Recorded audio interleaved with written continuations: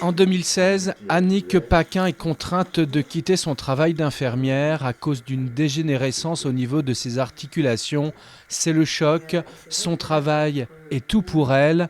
Handicapée et seule, elle quitte sa maison de Moutier-les-Maufaits pour La Roche-sur-Yon.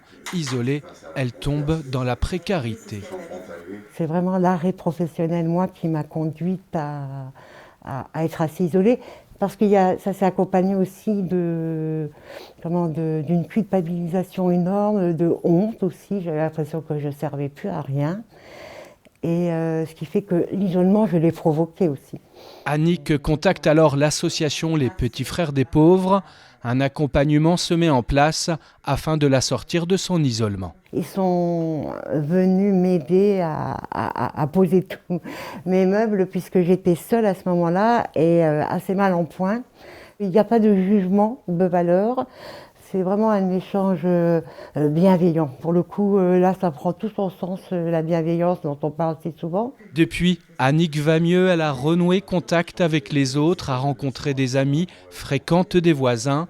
Michel, bénévole de l'association, maintient le lien avec Annick depuis plus d'1 an, en particulier avec un accompagnement téléphonique mis en place dès le début de la crise sanitaire. J'avais cette voix, c'était agréable. Il y a quand même eu ce départ du confinement, une détresse qui est arrivée. D'un seul coup, le monde s'est effondré. Et on va où sentir une voix, se pouvoir se raccrocher. Oui, c'était important ce lien téléphonique. Le lien social est un lien vital que l'on ne coupe pas comme ça. Quand la personne a réussi à reconstruire du lien, l'association se repose la question il n'est pas préférable d'aller vers encore des gens plus en difficulté.